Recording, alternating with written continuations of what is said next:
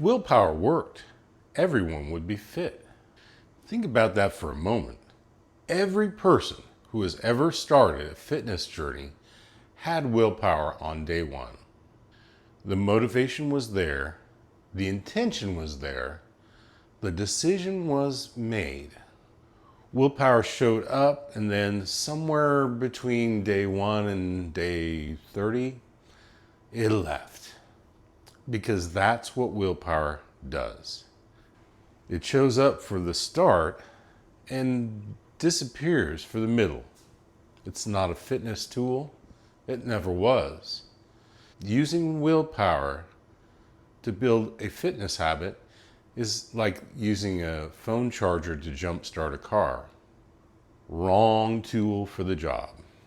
Today we're going to dismantle the willpower myth completely and explain exactly why mental toughness is the right tool instead. Then we're going to give you a practical framework for building one instead of relying on the other. Hi, this is Ken, certified fitness and nutrition coach. Hit that like button if you're ready. Here we go. Start with what willpower actually is, because most people are using a word they've never properly defined. Willpower is the capacity for short-term self-regulation against an immediate impulse. The key word is short-term. Willpower was designed by evolution to help you resist an immediate temptation in a specific moment. Resist the extra food, hold back an aggressive response, delay the immediate gratification for a slightly better payoff later on.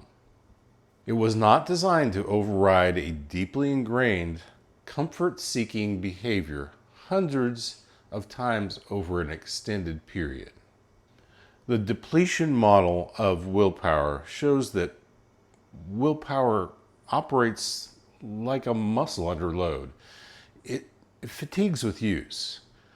Every self-regulatory decision made throughout the day draws from that same pool. By the time most people face their workout at the end of a demanding day, the pool is nearly empty. The willpower they needed ran out on something else. This is not a character flaw, this is a design limitation. Willpower was built for sprints.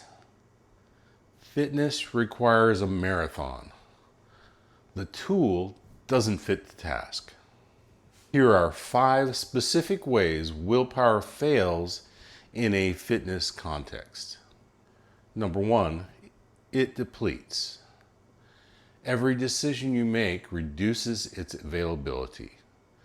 The more you rely on willpower, the less you have when you need it most. A person who watches every meal, every workout, every craving is burning through a finite resource at an unsustainable rate. Number 2, it's context dependent. Willpower that works at 7 a.m. after a good night's sleep evaporates at 9 p.m. after a stressful day. The same person, the same behavior, wildly different outcomes depending on context.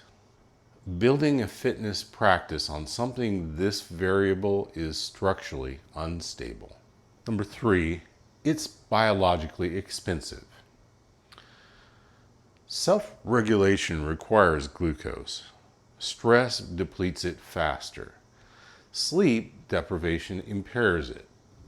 The biological prerequisites for willpower are exactly the conditions that a demanding life regularly undermines.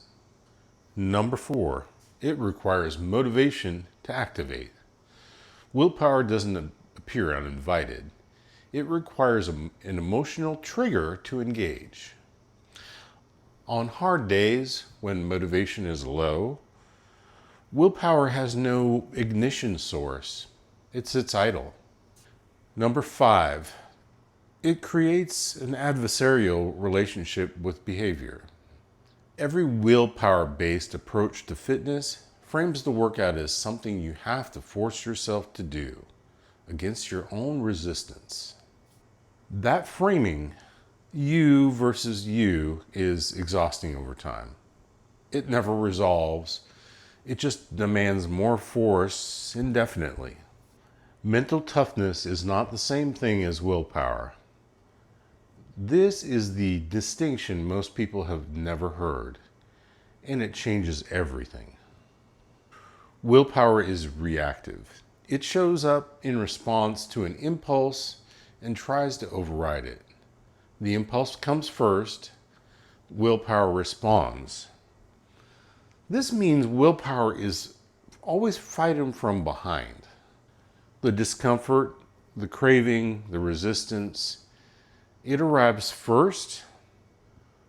Willpower has to mobilize to counter it. Every time. Mental toughness is proactive. It doesn't wait for the impulse and then try to override it. It builds internal architecture, the identity, the commitments, the tolerance for discomfort, so that when resistance arrives, it doesn't require an emergency override. The response was already programmed. The simplest way to understand the distinction is this. Willpower asks, can I force myself to do this right now? Mental toughness asks, am I the kind of person who does this regardless of how I feel? The first is a daily negotiation. The second is a settled identity question. Mental toughness is not about suffering more. It's about building a structure, internal and external, that makes the willpower battle totally unnecessary. Here's how mental toughness is built. There are three primary mechanisms.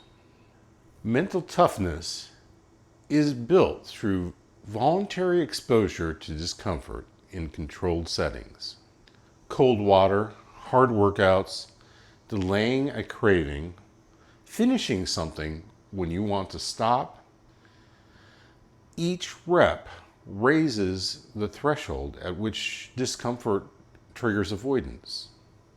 The person who finishes workouts when they're hard is building mental toughness with each and every rep.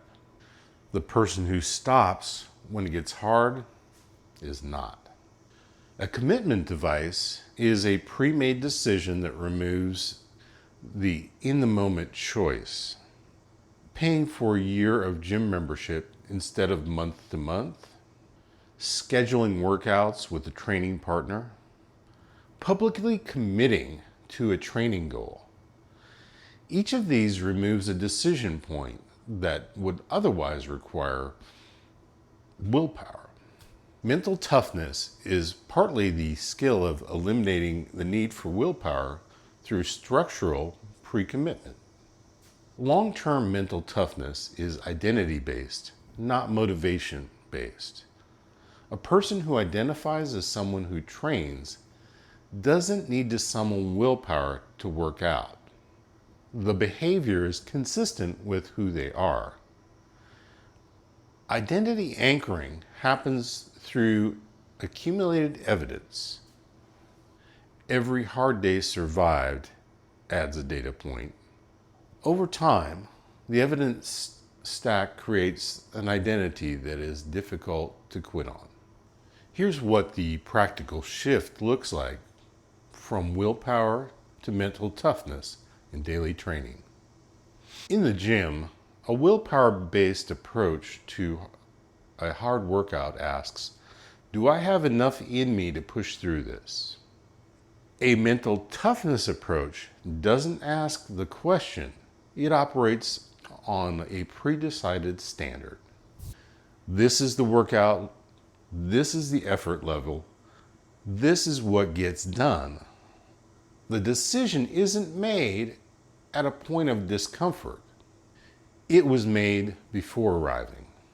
At the table, a willpower-based approach to nutrition asks, can I resist this right now in the presence of a mental temptation?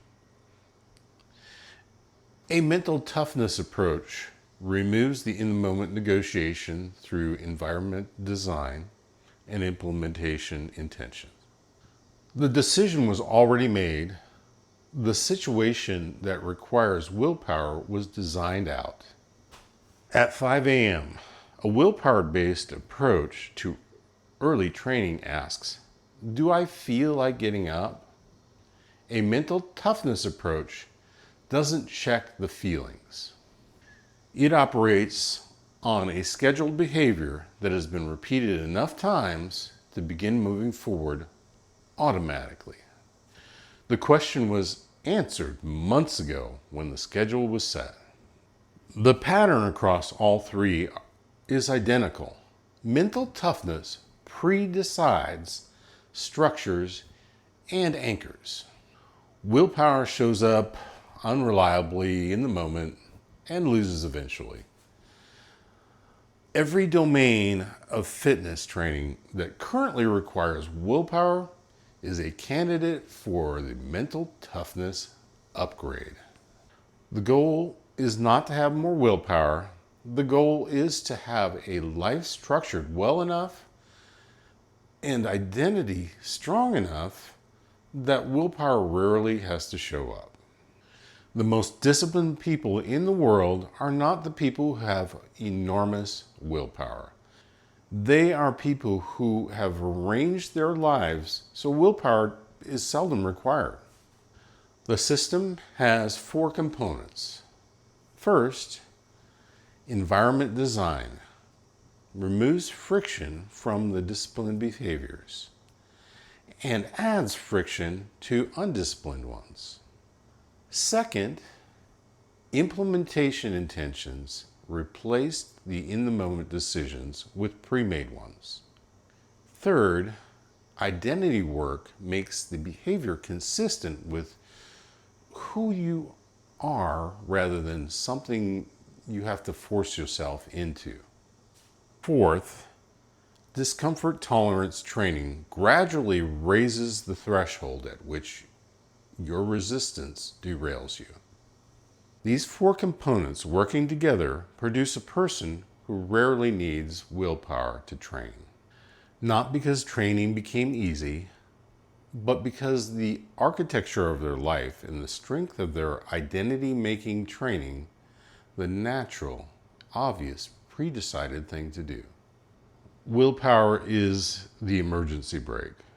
The goal is a life where you rarely need the emergency brake because the car is on the right road, moving in the right direction with a trained driver behind the wheel.